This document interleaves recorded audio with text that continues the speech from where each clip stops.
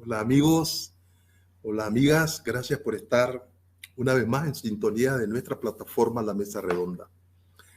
Les saluda Sergio Marín Cornavaca. El viernes 24 de junio del año 2022. El viernes pasado, ya ustedes se enteraron, no tuvimos programa porque el doctor Francisco Lario, estuvo enfermo. Ahora me ha tocado a mí estar enfermo, pero vamos a hacer programa. Una gripe de 3 días, hace 4 días. Pero ya va saliendo. Con Francisco, doctor Francisco Larios, para quienes no lo conocen, es economista, docente universitario, director de la revista Abril y fundador e integrante del Congreso de Unidad de los Nicaragüenses Libres. Vamos a hablar varios temas. En primer lugar, Francisco nos propuso hace 2 viernes una estrategia, objetivos estratégicos, explicó cómo el objetivo estratégico, ¿verdad?, es importante, como otros objetivos intermedios también son importantes. Entonces, pero queremos la concreta. La concreta es que el pueblo debe organizarse para derrocar a la dictadura. Ahora, ¿cómo debe ser ese modelo de organización? De eso vamos a hablar con Francisco hoy. Para que no se me olvide, Francisco nos va a hacer en el transcurso del programa dos anuncios. Uno, la presentación de su libro, que va a ser mañana, un libro de poesía. Y el anuncio, ¿verdad?, de un nuevo espacio mediático en Ticavisión del Congreso de Unidad de los Nicaragüenses Libres. Vamos a darle la cordial bienvenida a nuestro amigo Francisco Larios, que ya está por acá. Bueno, muchas gracias. Como son las cosas, así como vos estás, hoy estaba yo la semana pasada y hoy te tocó, pero espero que ya vaya saliendo. Ya voy saliendo, gracias a Dios. Francisco, bueno, el pueblo debe organizarse para derrocar a la dictadura. Ese ha sido uno de tus ejes.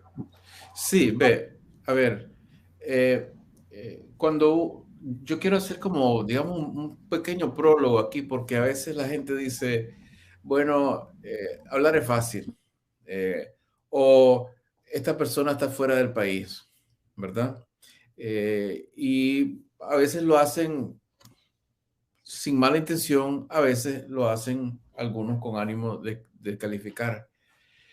Pero la verdad que en la vida, como va aprendiendo uno a medida de que entra lentamente en la adultez, si uno no hace las cosas bien pensadas, si uno no reflexiona bien y valora bien las circunstancias, si uno no pesa o sopesa razonablemente los pros y los contras, los recursos de uno y los recursos de otro, termina mal. Yo creo que a veces uno dice, es que necesitamos hacer esto rápido y no nos podemos parar a tanto análisis y a tanto pensamiento. Y ahí está la trampa, termina mal. Y a veces uno dice, bueno, no, es que ¿para qué le vamos a dar tanta vuelta? Eso es muy abstracto. Y ahí está la trampa, termina uno mal. Porque lo que hay que hacer es poner los pies sobre la tierra, darse cuenta de cuál es la realidad que enfrentamos, tener conciencia de cuál es el objetivo verdadero que tenemos, y hacer inventario de lo que tenemos a favor, de lo que tenemos en contra, eh, y empezar a hacer un mapa, hacer una ruta para llegar al objetivo final. Eh, Hacer esto es un acto de esperanza para empezar. Y sin esperanza no se puede hacer nada. Sin esa fe que Unamuno decía, es una fe vital, la fe de alguien que se despierta en la mañana, se levanta, se pone en pie, es una fe de vida, porque quiere decir que esta persona asume que hay algo positivo que puede ocurrir, que hay una posibilidad adelante de sí. En el momento en que la persona ya no quiere levantarse, ahí terminó ese impulso vital. Pues nosotros tenemos ese impulso vital. Nosotros sabemos que hay un mañana, y sabemos, por eso, levantarnos, ¿verdad? Y por eso es que hacemos lo que es más sensato hacer, que es ponerse a pensar, ponerse a reflexionar para poder planificar el camino que tenemos por delante, a sabiendas de que ese camino a veces nos va a sorprender, que de repente donde creíamos que había un puente, hay una muralla o hubo un deslave, a sabiendas que el terreno puede cambiar y a sabiendas de que no es fácil llegar. Ese es el prólogo que yo quería hacer, a manera de que nos, como sentémonos con paciencia a conversar sobre cosas que ya quisiéramos haber resuelto, pero que es que la vida no la resolvemos al capricho. Tenemos que ser inteligentes y sensatos. Y la vida es un enorme reto, y el reto de los nicaragüenses se complica porque tenemos enemigos, y tenemos enemigos poderosos. Y enemigos, fíjense bien, que han pasado años pensando en cómo hacernos el mal. ¿Cómo vamos a derrotar nosotros a gente como Ortega, que lleva 50 años pensando en cómo manipular, cómo manejar el poder, cómo acrecentarlo, cómo imponerse sobre nosotros, cómo apalancar sus relaciones internacionales, cómo moverse dentro de la población, cómo manipular la religión, la cultura, las tradiciones, cómo explotar cada oportunidad? 50 años pensando en eso todo el tiempo. ¿Cómo pensamos nosotros que vamos a ganar sin pensar nosotros? Ese es el reto que tenemos. Y para pensar, si se hace con integridad, con honestidad, da igual si la persona está en Nandaime o si la persona está en Washington, con tal de que con integridad busque la información y tenga conocimiento real de la situación. O sea, que no hay que descalificar a nadie porque está allá o está afuera. Porque yo le haría esta pregunta a la gente que lanza este tipo de acusaciones. Preferiría que las personas que estén fuera de Nicaragua no se interesaran por Nicaragua. Preferiría que no pensaran y no dijeran honestamente lo que piensan. Mira, Eh, yo recuerdo que bueno, debo decirte que esa es una forma de descalificar la posición de una persona. sí. Yo recuerdo que había un colega periodista que les decía a la gente que estaba exiliada en Costa Rica: ¿ustedes qué hablan si ustedes no están aquí? Pero después a él le tocó exiliarse en Costa Rica. Uh-huh. Y entonces yo le reclamé y le dije: ajá, ahora, ¿qué puedes decir? Le digo yo: cada quien tiene su trinchera de lucha en cualquier lugar donde se encuentre. Eso para ponértelo ahí, pues, porque ya. Sí, sí. Y no era consecuente dejarse No, apresar para estar como Miguel Mendoza, como todos los presos políticos. no, y aparte de eso, uno no puede hablar para complacer. Uno debe hablar para decir lo que honestamente uno piensa. Y desde un punto de vista científico, mira, fíjate bien, eh, alguien que para entender a un lagarto no hay que ser lagarto, ¿no? Hay que tener un método para entender, halagar tu método científico. O sea, si tenés un problema, no tenés que ser vos el que lo esté sufriendo directamente. Un médico que trata a un paciente con cáncer no tiene que tener cáncer para poder tratar a un paciente que tiene cáncer. ¿Sabes? Todas esas son falacias. En cierta manera son manifestaciones de la pereza de algunas personas y de una reacción antipensamiento que hay en algunas personas. Eh, Aunque parezca un desvío de lo que vamos a hablar y todo eso, No, yo tengo que insistir porque nosotros tenemos que construir una sociedad más inteligente, más racional, y no la construimos a menos que actuemos nosotros con más inteligencia. ok, mira, ayer el dictador compareció, Día del Padre, que coincide con la celebración que ellos hacen del fundador del Frente Sandinista, de Carlos Fonseca Amador. ¿Qué dijo ayer, en resumen, el dictador? Te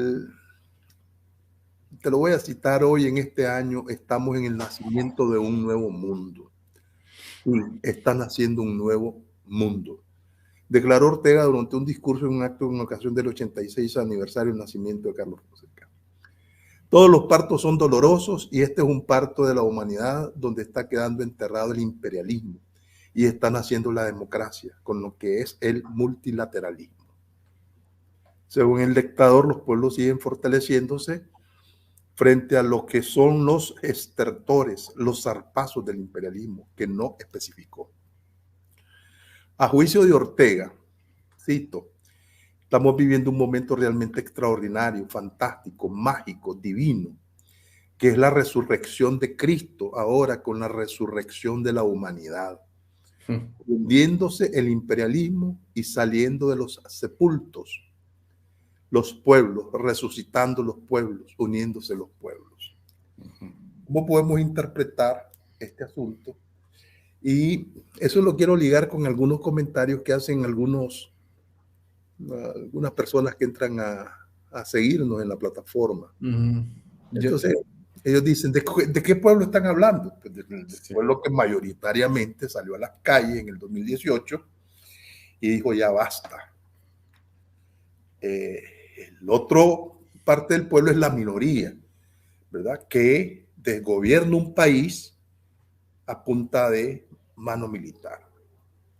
Pero esas declaraciones de Ortega, ¿qué hay detrás de eso en ese análisis del discurso? ¿Será que la victoria de Petro, la victoria de Boric, ¿verdad? El López Obrador en México, la señora Sonia Castro en Honduras, le da una nueva configuración, su alianza con China, su alianza con los rusos, está definido. Y además veo una contradicción, porque el principal socio comercial, el principal donante, ¿verdad? Son los Estados Unidos, y él quiere a toda costa verlo morir. Bueno, no te me vayas, ¿verdad? Porque veo que a pesar de que estás enfermo, no perdes el filo, ¿no? Tenía la esperanza yo, un poquito, ¿no? Pero parece que no puedo lograr una victoria fácil. Mira, primero, si esas fueran palabras dichas con honestidad, uno diría sencillamente que habría que meterlo al manicomio, ¿verdad? Pero no son palabras dichas con sinceridad, son el discurso de un mafioso, de un político o un político mafioso, y más que todo un mafioso. Pero nosotros cometemos muchas veces el error de casi repetir las insensateces de este sujeto y de esta gente, porque no nos salimos del molde de pensamiento del cual salió él. Primeramente, la discusión sobre la muerte del imperio, refiriéndose a la decadencia de Estados Unidos, es, desde el punto de vista práctico, político, en el espacio de vida de una persona, especialmente de una persona como él, es un disparate. Porque la verdad es que las grandes naciones, los grandes países, los grandes imperios, sí eventualmente decaen, pero dada la potencia de la economía de Estados Unidos, su inmenso poderío militar, su grado de influencia, aunque decayera con respecto al otro lado del mundo, su influencia regional va a seguir siendo muy importante en el futuro indefinido. Aparte de que ya se ha cantado antes la muerte de la economía de Estados Unidos, y hay que decirlo, que en la época en que la tecnología domina el progreso, Estados Unidos es por mucho eh, el que produce la mayor cantidad de patentes e innovaciones. Y si no, vayan a ver de dónde son las principales compañías que lideran la economía mundial en el área tecnológica hoy en día. O sea que estos son disparates. Y aparte de que son disparates, son una cortina de humo sobre la realidad. Desafortunadamente no lo creemos. Lo que yo voy a decir, no lo creemos. Nosotros creemos, por ejemplo, que Estados Unidos está tratando de sacar a Ortega del poder. No lo creemos, lo cree tanta gente que cuando anuncian las sanciones al cordón de los zapatos de Avilés o de quien sea, celebran como que es el fin ya de la pesadilla.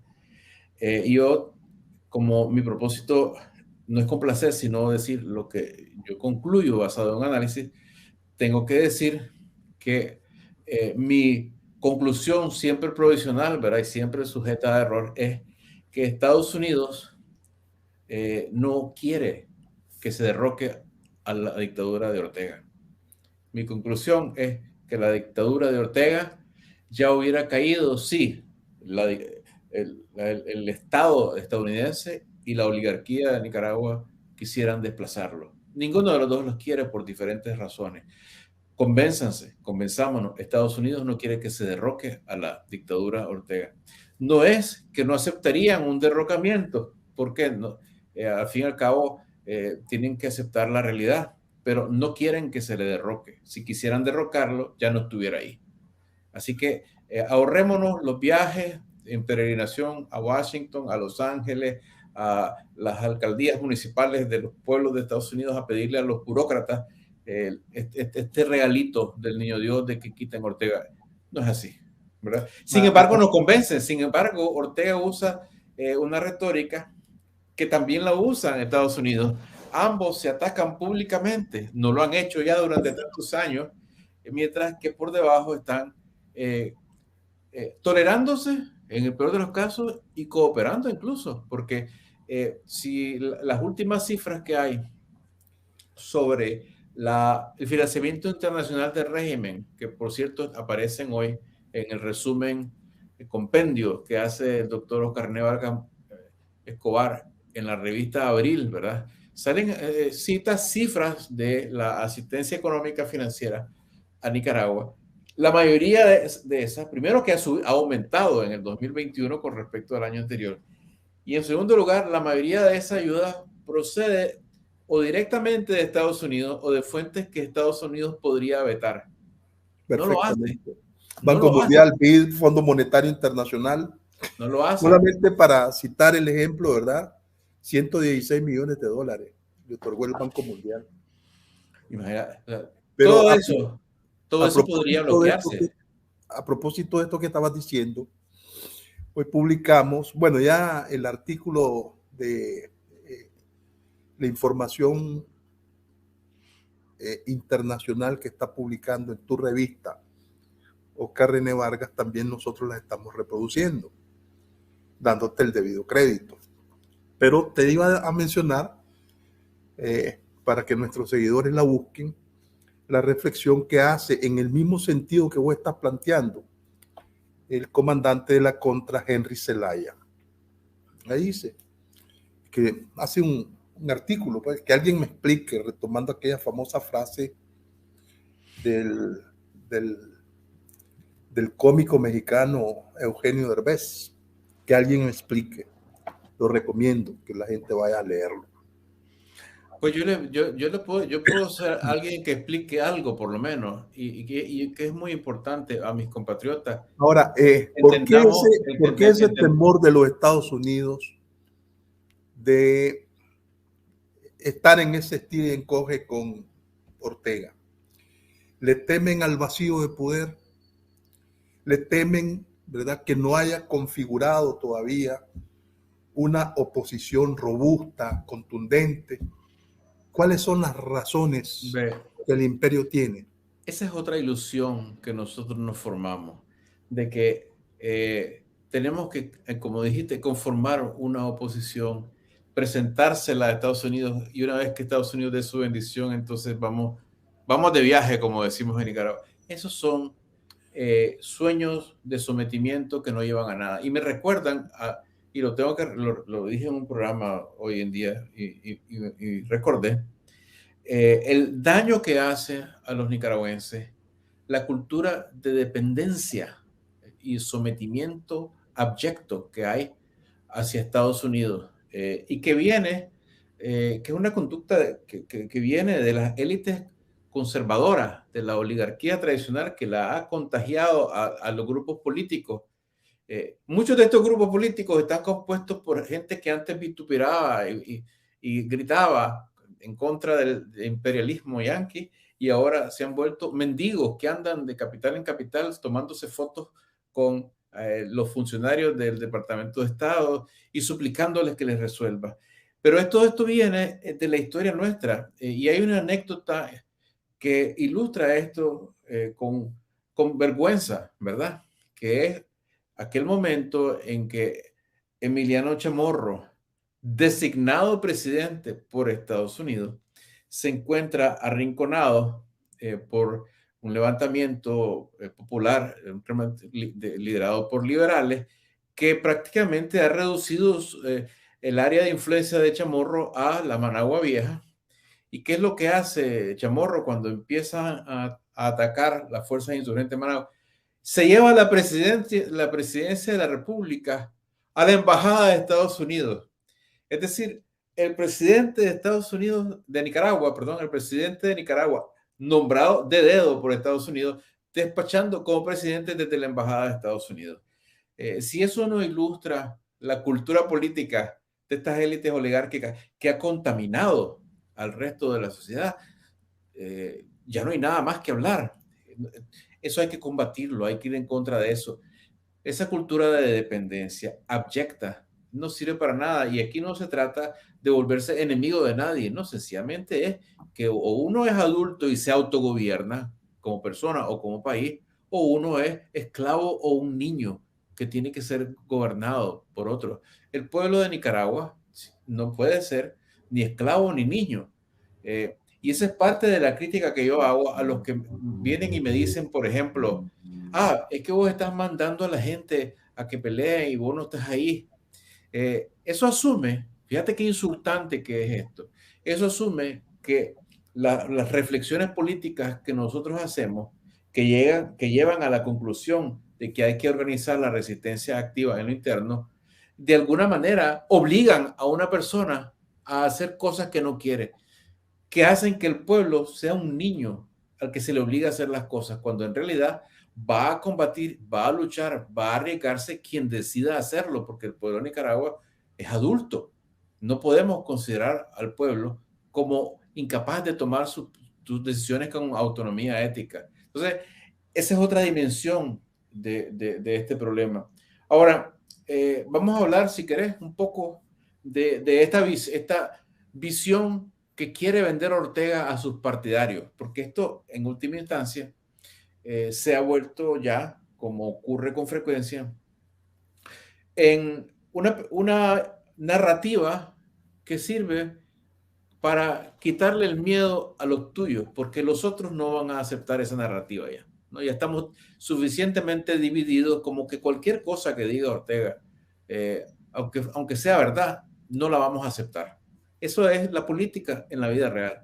Entonces, esta narrativa de Ortega es para decirle a sus escuálidas fuerzas, lo poco que queda, al chingaste que tiene del 10% de gente que está atemorizada, intimidada, o fanatizadas, decirles que el mundo va cambiando en una dirección que lo favorece. Y entonces presenta este escenario que es apocalíptico para Estados Unidos y que supuestamente trae del otro lado del apocalipsis la esperanza de que vienen estos líderes supuestamente amistosos hacia él, como Petro, como Lula, como Boric, y que el mundo va cambiando y ahora viene ese sol que es nuestro y nosotros que somos el 10%, no se preocupen, no nos va a pasar nada. Esa es otra estupidez realmente, ¿no? Pero nosotros cometemos el error a veces de creernos el cuento también. Porque yo he visto en las redes sociales nicaragüenses lo que pareciera una histeria de gallinero, ¿no? Primero con la elección de Boric, pues era el fin del mundo, que un presidente en Chile, que para empezar, Chile, ¿cómo va a ser Chile que Nicaragua vaya en tal o cual dirección? O sea, ¿qué tenemos que ver? No, aparte que somos hermanos latinoamericanos, no, el peso no es mayor, que ganó Boric allá y que entonces es el fin del mundo. Luego, horror de horrores, gana Gustavo Petro en Colombia. Renació Hugo Chávez y ya está de presidente y es el fin. Y para rematar, ¿verdad? Viene el diablo Lula que va a ganar también, ¿no? Y entonces es una histeria irreflexiva, o sea, a la que yo respondo, si me permitís, de la siguiente manera. Primero, señores, no nos engañemos. Nicaragua va a ir en la dirección que vaya, independientemente de quién sea el presidente de Colombia, quién sea el presidente de Brasil, quién sea el presidente de Chile, hasta quién sea el presidente de Estados Unidos. En última instancia, el destino de Nicaragua lo van a definir los nicaragüenses. No quiere decir que no habrá que convivir con el resto del mundo, no quiere decir que no habrá que ser inteligente en buscar apoyos externos, pero ¿qué Petro? ¿Qué Bolsonaro? ¿Qué Lula? ¿Qué Boric? ¿Qué Biden? ¿Qué Trump? O sea, si el asunto va a ser resuelto entre los Pérez, Larios, Rodríguez, Cornavacas de Nicaragua, nosotros somos los que vamos a determinar esto, dejemos de perder el tiempo. Y además, aprendamos a pensar un poco acerca de la política, porque como decía al comienzo, nosotros necesitamos ser más inteligentes que el enemigo inteligente que tenemos, ¿verdad? Y yo, antes de comenzar este programa, yo te hablaba de cómo es, creo que en mi opinión, hay que analizar los eventos políticos, ¿verdad? Por lo menos lo he hecho yo de esta manera con relativo éxito profesional, porque yo he vivido de hacer estas cosas para compañía incluso de grandes inversores. Estás hablando de pronósticos políticos. Pronóstico de riesgo político. Y te voy a contar el, el, brevemente dos ejemplos y luego vamos a ir a lo de Petro para saltar a lo de Nicaragua. Yo estaba trabajando para una filial de la compañía de ratings de crédito Standard & Poor's cuando me tocó lidiar con preguntas de clientes sobre dos países, uno Venezuela, cuando Chávez comenzaba, y otro Brasil, cuando parecía que Lula iba a ganar por primera vez.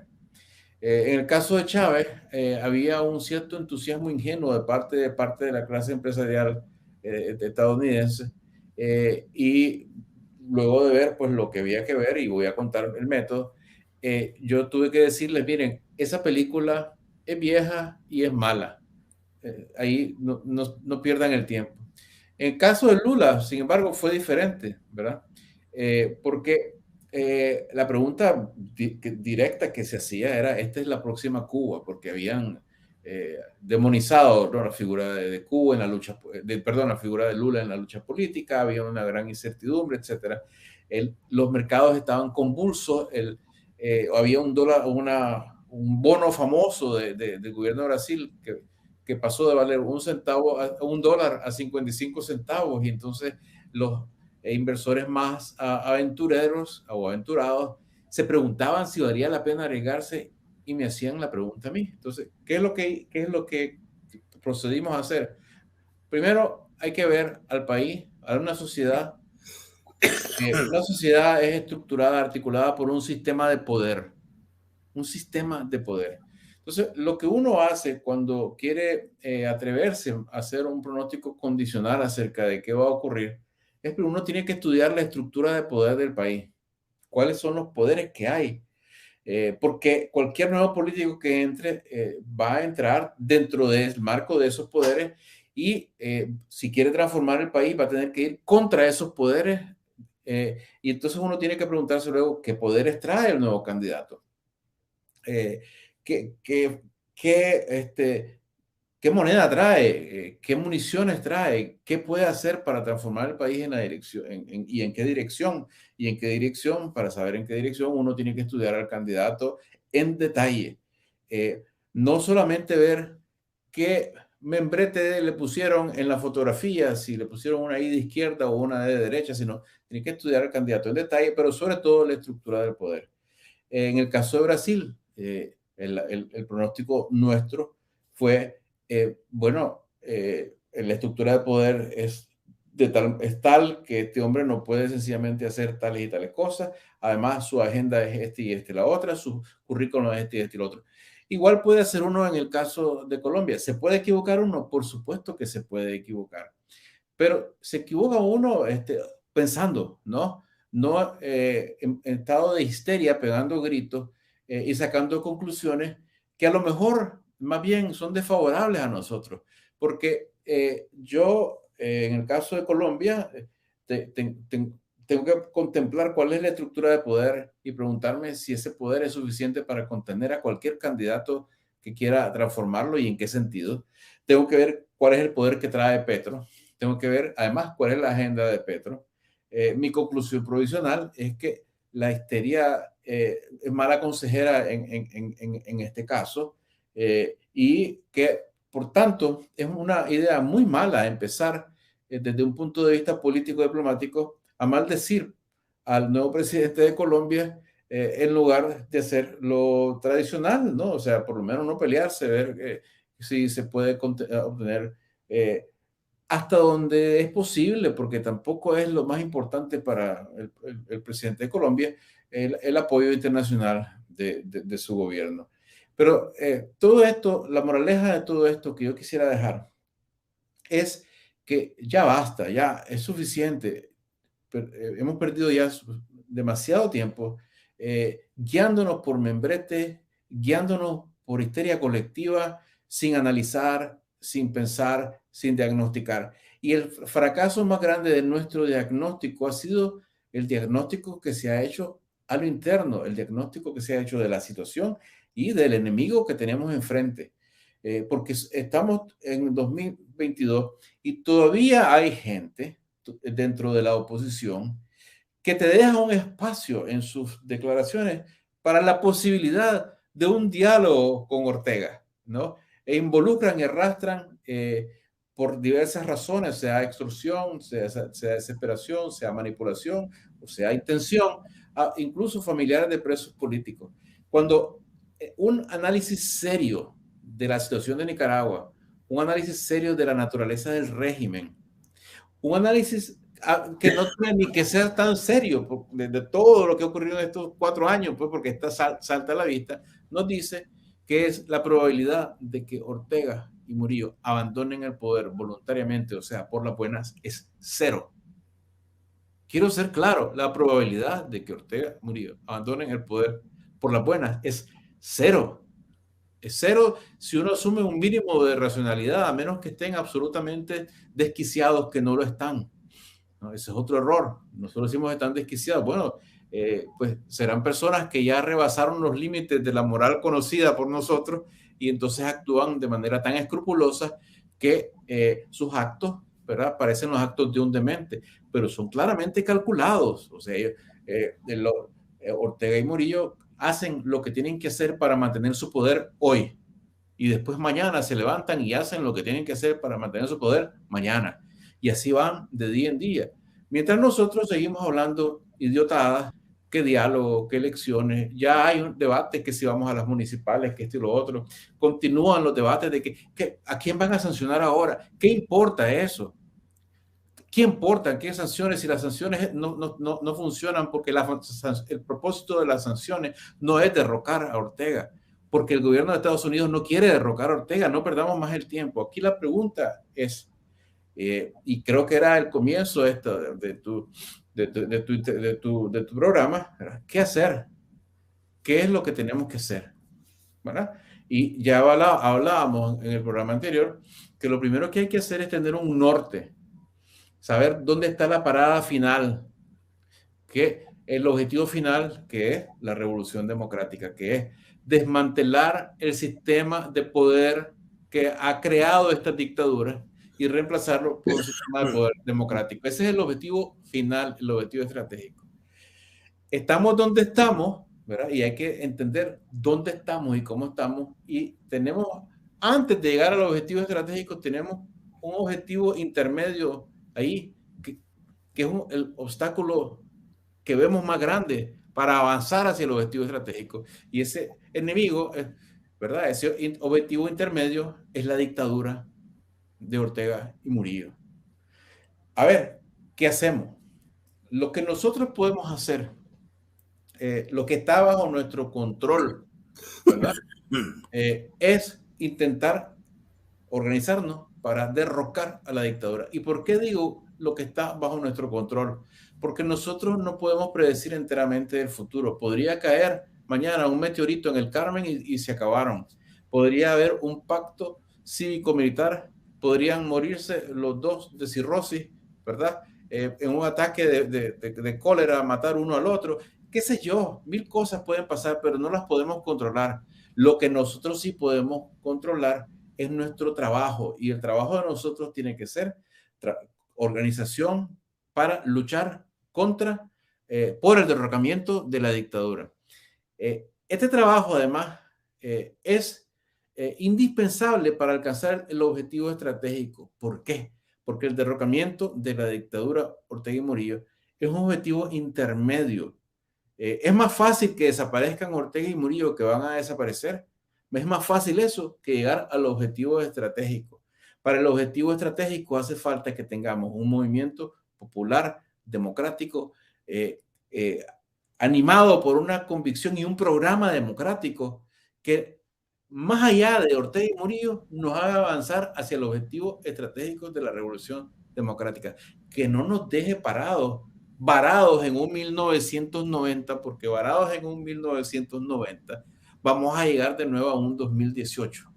No, tenemos que formar un movimiento popular democrático a partir de donde estamos, con todas las dificultades que eso implica, crear ese movimiento, que ese movimiento vaya avanzando y que, independientemente de cómo desaparezca Ortega Murillo, porque van a desaparecer, pero independientemente de cómo desaparezcan, ese movimiento persista, avance hasta llegar al objetivo estratégico de la revolución democrática, que es el desmantelamiento de un sistema de poder que crea toda esta dictadura y su reemplazo por un sistema de poder democrático. Hay que diseñar ese sistema de poder democrático, hay que pensar mucho en qué significa eso, pero tenemos que empezar por el comienzo, ¿verdad? Tenemos que tejer en dos puntas. ¿Y cómo va ese proceso, Francisco?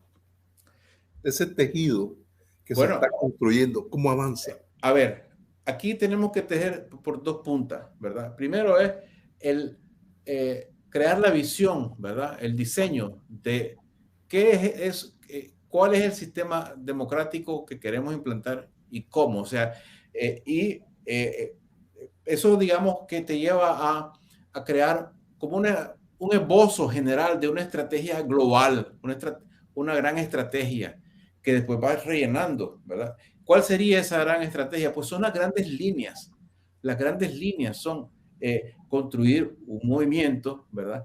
Que intente o derroque a la dictadura, que una vez derrocada la dictadura, convoque a una asamblea constituyente para que esta asamblea constituyente prepare un proyecto de constitución que disperse, ¿verdad? Que cree un entramado de leyes y pesos y contrapesos, que disperse el poder, que le quite poder a todos los poderes.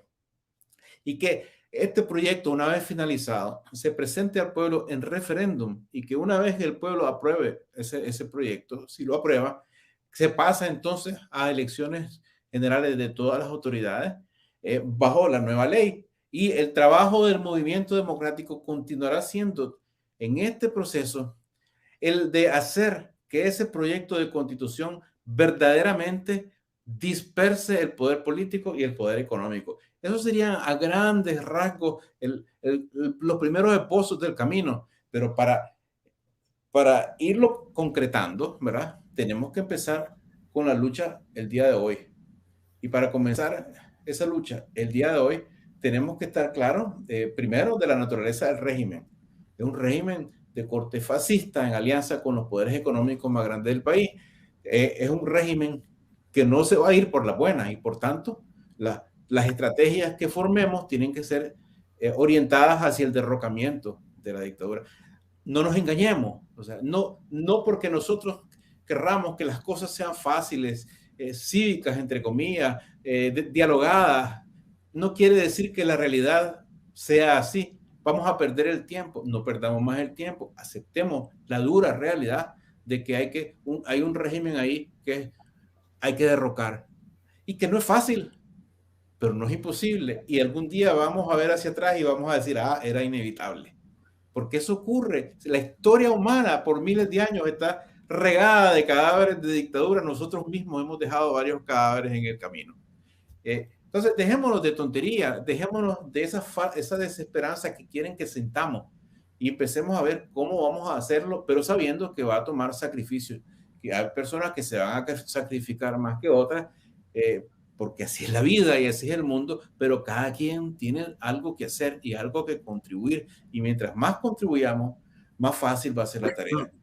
Entonces, lo primero que hay que hacer es un inventario, es una descripción de dónde estamos, ¿verdad? Después de decidir pues que ya este es un régimen fascista, que es un régimen que no se va a ir por la buena, que hay que derrocarlo. Bueno, tenemos que empezar a plantearnos todas las preguntas difíciles de cómo derrocarlo, ¿no?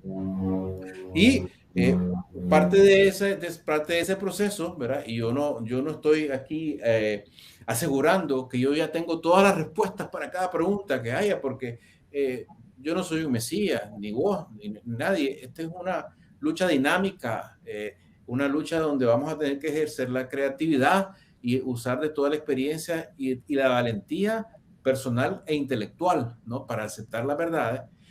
Pero tenemos que hacer este ejercicio, pues, de hacer un análisis, un diagnóstico de la situación actual, luego de ver con qué elementos contamos nosotros, luego qué elementos tiene el enemigo y a ver qué pasos podemos ir dando ya para ponernos en camino, en ruta a el objetivo intermedio de derrocar a la dictadura, ¿verdad? Y luego por seguir el camino hacia el objetivo estratégico que es la revolución democrática. Hasta ahí, no sé si queda claro o si tengo que repetirlo. No, a mí me queda claro. Ok. Yo creo que leyendo aquí los comentarios de nuestros seguidores, también les queda claro, pues, ¿verdad?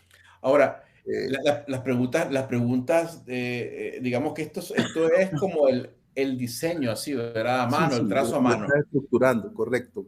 Ahora, hay que hacerlo, hay que hacerlo, porque tenemos que pensar ordenadamente, pero hay que ir luego a la carpintería, como se dice. Ok, ¿cómo pasamos de este planteamiento teórico a un planteamiento mucho más práctico?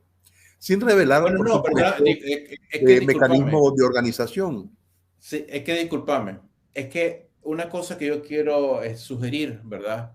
Encarecidamente, es que abandonemos esa diferencia entre lo teórico y lo práctico, ¿no?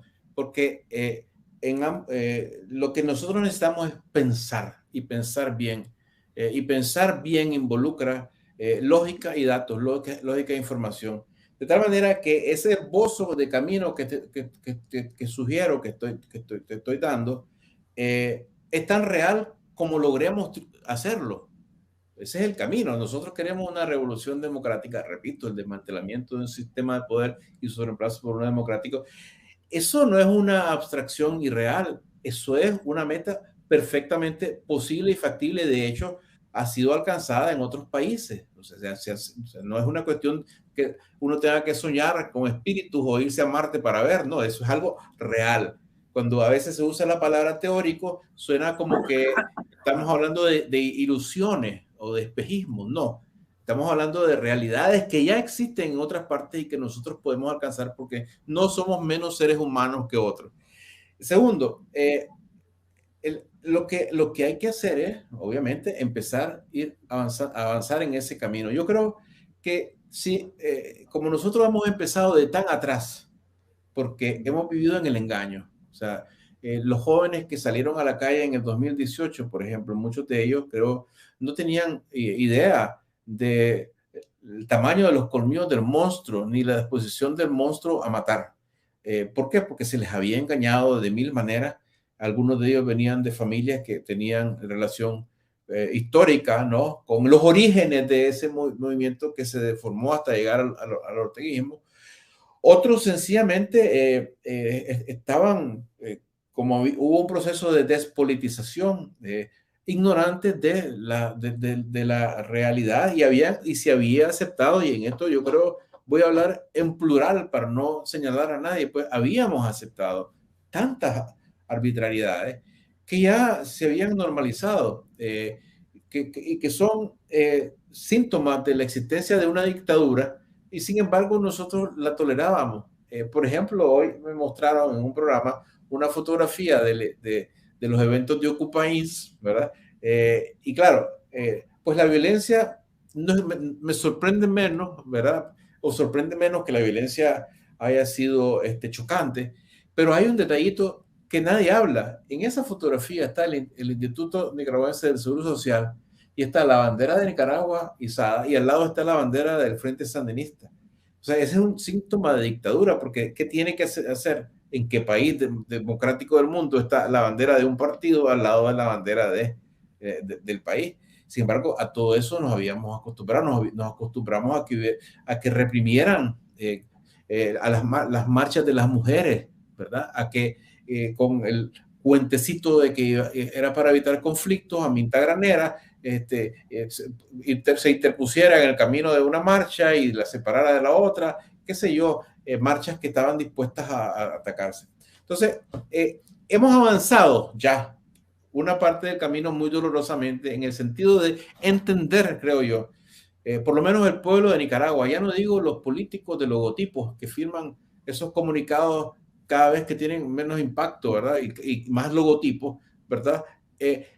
Ellos parecen no haberlo entendido, pero yo estoy seguro que el pueblo de Nicaragua, el pueblo que no está buscando prebendas, ni viajes, ni cumbres, ni paseos, ni nada de eso, ni fotos con funcionarios, sabe perfectamente bien, ¿verdad? Que lo que tiene delante es un monstruo que hay que destruir. Lo sabe. Eso no lo sabía antes. Antes fue víctima del pueblo de Nicaragua del engaño mayúsculo que ocurrió en mayo del 2018, cuando le prometieron, ¿verdad? Amparándose detrás, incluso los símbolos de la religión, de que había una salida negociada con quien no se puede negociar porque no puede negociar, porque no puede salir.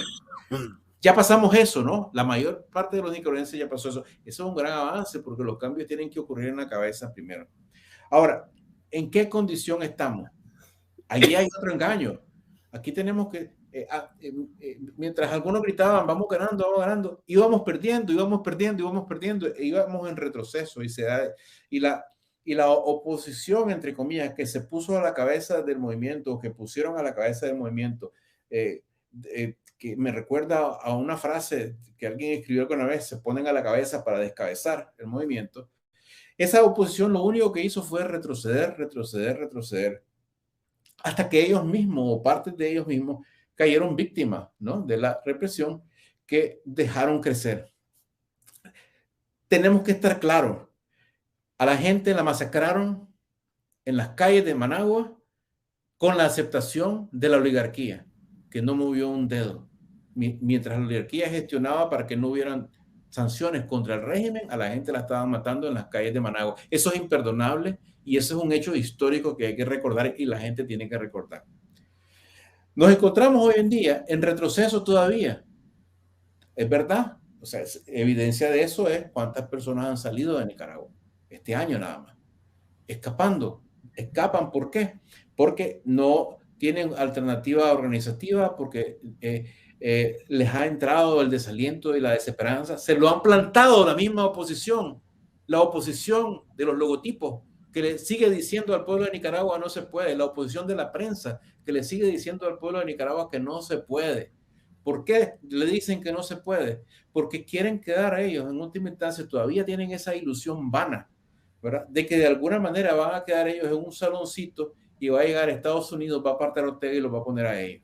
A eso se reduce esa ilusión que es tan dañina para el país y hasta para algunos de ellos que están purgando cárcel arbitrariamente, ¿verdad? Por haberse dejado llevar por estas falsas hipótesis, ¿no es cierto? Entonces, estamos en ese retroceso todavía y lo que nosotros tenemos que hacer es empezar a hacer retroceder o por lo menos frenar el avance de la dictadura. La dictadura avanza robando a la sociedad espacios. Fíjense bien, si hay una asociación de nicaragüenses que hable portugués, la cierran. Si hay una asociación nicaragüense que se peine con el partido de la derecha, la cierran. Si hay una asociación nicaragüense de la lengua o de los productores de sorgo, lo que sea, la cierran. ¿Por qué la cierran? Porque la dictadura avanza políticamente a medida en que impide que 2 o 3 o 4 o 5 o 10 nicaragüenses puedan reunirse entre ellos, intercambiar ideas y buscar cómo defender sus intereses. La dictadura quiere impedir eso. Ese es el propósito. Estas dictaduras que avanzan en dirección totalitaria quieren impedir que los ciudadanos nos comuniquemos entre nosotros. La tienen más difícil hoy en día porque tenemos las redes, pero van cerrando espacios de todas formas, ¿verdad? ¿Por qué? Porque no quieren que hablemos entre nosotros, porque saben que si hablamos entre nosotros con seriedad vamos a empezar a conspirar contra ellos. Los ciudadanos van a empezar a crear sus redes y a conspirar contra el régimen. Pues eso es lo que hay que hacer. Hay que ir creando esas redes, hay que ir creando esos espacios de la sociedad, de los ciudadanos, para que los ciudadanos puedan realmente empezar a pensar y aplicar su inteligencia en cómo expandir su grado de control a expensas del grado de control de la dictadura. Por ahí por ahí entra el camino. Ahora, para que todo esto se constituya en un movimiento popular democrático, es muy importante estructurar la propaganda. En estos momentos es un paso estratégico fundamental estructurar la propaganda revolucionaria democrática. Y eso nosotros lo estamos trabajando. Nosotros vamos a empezar, digo, el Congreso de Unidad de los Nicaragüenses Libres, sin más recursos que los pocos que podemos conseguir de nuestros escasos medios y algunos donantes que ojalá se conviertan en miles de donantes. Vamos a comenzar a partir del viernes que viene, el 1 de julio del 2022, un proyecto estratégico de propaganda. Voy a decir cuáles son los objetivos y voy a decir cómo va a ocurrir. Los objetivos de este proyecto estratégico de propaganda del Congreso de Unidad de los Nicaragüenses Libres es difundir por todo el territorio nacional y en todas las comunidades nicaragüenses en el exilio cuáles son los principios democráticos, cuál es la visión democrática, cómo vamos a construir la sociedad, cuáles son las consignas de lucha, cómo organizarnos, cuáles son las experiencias de otros países en situaciones similares a la nuestra, cuál es la vida de los nicaragüenses dentro y fuera del país. No somos publicistas, no somos periodistas, no somos expertos en esto, somos ciudadanos, pero vamos a hacer de ese programa un programa de lucha. Este programa se va a producir en los estudios de Ticavisión, ¿verdad? Y se va a transmitir en televisión libre los viernes a partir de las 8 de la noche. Pero no es nada más un programa de televisión para ser transmitido en el exilio. No, digamos que esta es la fábrica de la propaganda y la agitación que nosotros necesitamos difundir persistentemente para construir el movimiento democrático por la revolución democrática en Nicaragua. Esta es la fábrica está ahí en ese programa. Ese programa se va a reproducir varias veces durante la semana en Costa Rica. De ese programa se van a extraer segmentos ¿verdad? Porque está un montón de segmentos de formación política, de formación histórica, de ideas estratégicas, tácticas, consignas, todo eso. Y vamos a través de todas las redes y de repetidoras dentro de Nicaragua a distribuir ese mensaje constantemente, todos los días. Y utilizarlo eso para propósitos organizativos, ¿no? Pero el primer mensaje, y que es contrario al mensaje que da la oposición actual, no solo la oposición tradicional oligárquica, sino la de los logotipos. El primer mensaje que tenemos que darle al pueblo de Nicaragua es que, obvio, sí se puede. Hay que recuperar la autoestima, hay que recuperar la conciencia de la realidad. No vamos a crearnos a nosotros una ilusión y un engaño. Ilusión o engaño es creer que estamos derrotados estratégicamente. Si aquí los que están derrotados estratégicamente son los Ortega Murillo, no tienen futuro de largo plazo. El pueblo de Nicaragua continuará, la nación nicaragüense va a continuar. Estos no continuarán, estos tendrán su fin. Eso sería un engaño. También sería un engaño decirnos a nosotros mismos, esto es fácil, aquí solo tenemos que sacar un pronunciamiento, llamar al Departamento de Estado, ir a la cumbre, que incorporen tal párrafo en tal declaración de la OEA, hablar con Almagro, tal vez tomarnos una foto y ya se va Ortega. No, la conciencia real consiste de dos cosas aquí. Primero, sí se puede, porque se ha podido y está demostrado en la historia, y vamos a tratar nosotros de mostrar experiencias de cómo se ha podido y dónde se ha podido, incluso en caso nuestro. Y en segundo lugar, dejar en claro, esto no es fácil, pero ¿cuál es la alternativa? La desesperanza, el desaliento, dejarse morir. ¿Cuál es la alternativa? Si aquí o se sufre porque se acepta pasivamente la opresión, o se sufre porque se decide uno a luchar, pero en el segundo caso por lo menos hay esperanza. Ese es el principal y el primer mensaje que queremos dar a nosotros desde el Congreso de Unidad de los Nicaragüenses Libres al pueblo de Nicaragua, porque no somos nosotros los que vamos a hacer esto, es el pueblo de Nicaragua en su conjunto. Nosotros no somos una vanguardia mesiánica ni aspiramos a hacerlo, nosotros somos ciudadanos democráticos. Y por eso lo que podemos compartir con el pueblo de Nicaragua es, primero, el esfuerzo nuestro dentro del territorio, porque hay miembros de nuestra organización dentro del territorio, pero más que todo podemos compartir esta visión, las ideas, las orientaciones, el trabajo que involucra analizar las circunstancias y tratar de ir creando en conjunto con los nicaragüenses una conducción política que nos permita que nosotros seamos los protagonistas del proceso, que nosotros derroquemos a la dictadura. Y si la dictadura desapareciera por una u otra razón uno de estos días, que seamos capaces de continuar el resto del camino y llegar hasta la revolución democrática para evitar que se nos vuelva a dar un 1990 que nos lleve de regreso a un 2018. Sumamente clara tu participación. Esta vez ya explicitaste la ruta. Bueno, pero antes de finalizar el programa, yo tengo que preguntarte sobre parece una república. Sí, qué bueno que me preguntaste, ya se me había escapado, imagínate vos. Parece una república, bueno, para los que no me conocen, yo soy economista, pero mi pasión siempre ha sido la literatura, ¿no? Aquí está la portadita. Ahí está la portada, sí. Bueno, la portada está en el recuadro ahí, ¿verdad? Sí, en ese recuadro. ¿verdad? Sí, ahí.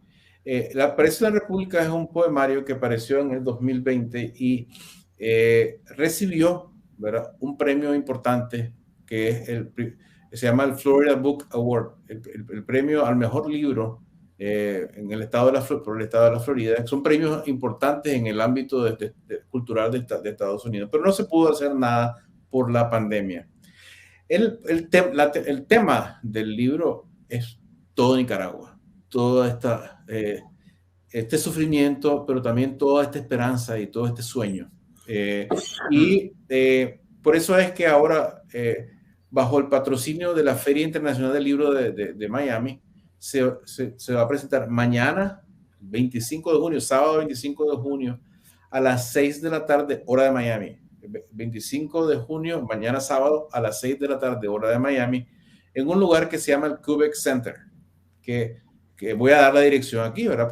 Por la gente de Miami que ve este programa, es en el 2705 Southwest de la tercera calle y la 27 Avenida del Southwest. Es un edificio del Miami-Dade College y hay parqueo y todo eso. Vamos a hacer la presentación ahí. Pero el interés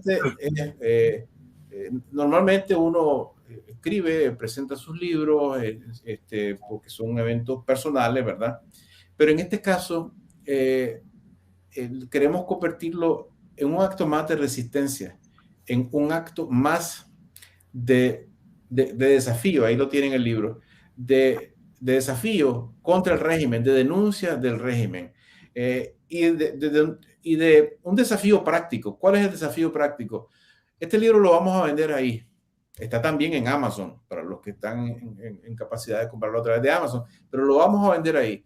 Todo lo que se recaude ahí, mis regalías de ese libro, serán donados precisamente para la estructuración de este programa de propaganda del Congreso de Unidad de los Nicaragüenses Libres. Yo no me quedo con un centavo, todo va para allá, e incluso pedimos a las personas que asistan a este acto de solidaridad con el pueblo de Nicaragua a que estén preparados no solo a comprar un libro, compren varios y regalen, hagan su donación ahí, porque esto no es para la vanidad de un autor, ya la vanidad está satisfecha con que haya un reconocimiento para el libro y con que el libro quede ahí, ¿no? Porque todos tenemos algo de vanidad, pero hay que hacer las cosas con una ambición mayor y más amplia, y esto lo queremos hacer por nuestros compatriotas que están empeñados en la lucha en Nicaragua, y porque tenemos, miren esto es muy importante, hay gente que se conforma con o aplaudir o criticar, descalificar.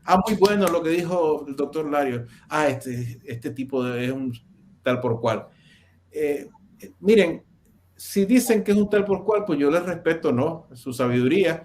Pero si dicen aplaudo, a ver, no aplaudan.